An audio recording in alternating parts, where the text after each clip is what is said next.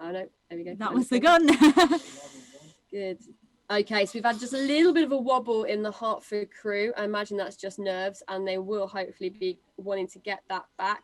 Wolfson looking very clean and very strong as they come up off the start. But Christchurch are really closing down on them. That is an incredible start from Christchurch. Yep, so it does look like all those crews are rating very similar, somewhere in the high 30s, I would imagine. There's a little bit more of a gap till Pembroke, Oriel and Keble. And then as we come up, we can see that Wolfson have made a huge push onto Hertford, down to a quarter of a length. Now it's up to Hertford to just sit and just hold them off, not try and be heroic and try and pull away too much, because Christchurch are bearing down on Wolfson.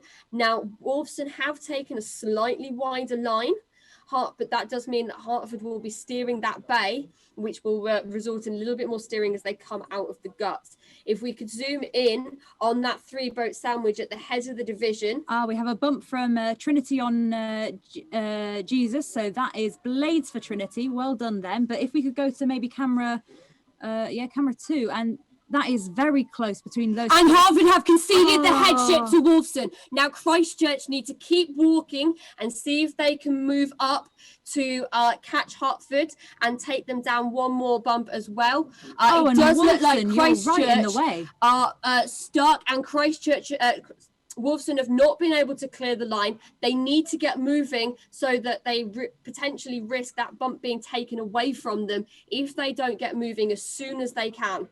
So it does look like Pembroke are going around them, and Wolfson are starting to get themselves up and going again. Oh, that must be devastating for Christchurch. They really need to get going before Pembroke catches them. But Wolfson are just stopping in the middle. They are really impeding the race. So I'm not quite sure what's going on up at the top of the division.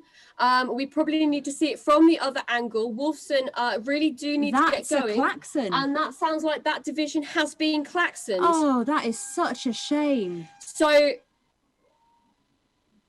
that is potentially very controversial as an outcome of a race. We're going to have to perhaps see what the outcome of that was. We definitely saw the hand from Hertford, but then there was a Wolfson did seem to get themselves stuck and weren't able to get out of the racing line suitably quickly to allow the other crews to come through. Yes, and I mean that was the right outcome. Unfortunately, that klaxon was needed, because otherwise it wouldn't have been safe. And while it was devastating for the crews that might have got caught up in that, it's better than anything happening to them.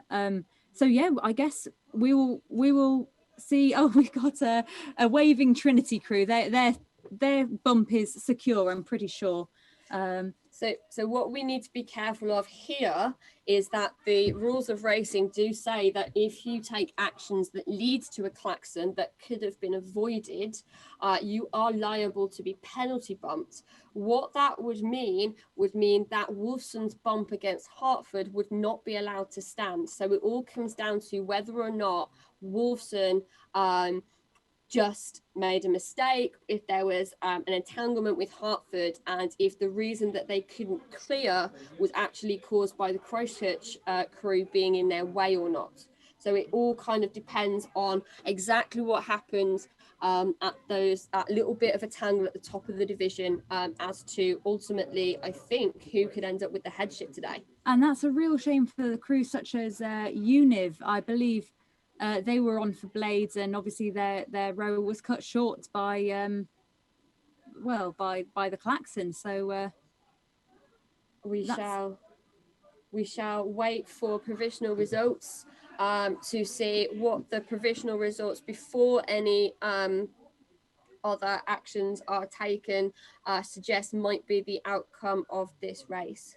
Yeah, we've got crews there, all over the place currently, and thankfully no one's in any danger. They don't need any medical assistance or anything. It was just a complete blockage of the racing line, and we had said earlier that there had been no klaxons this year.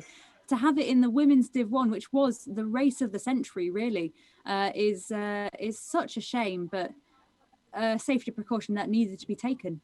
Absolutely, and the marshal did exactly the right thing there. There was no safe way for those crews to exit the gut using any line, I think, including the racing line, given where the crews were. Marshal did exactly the correct thing, so they're certainly not at fault, but it will just be a case of what happens within those crews in that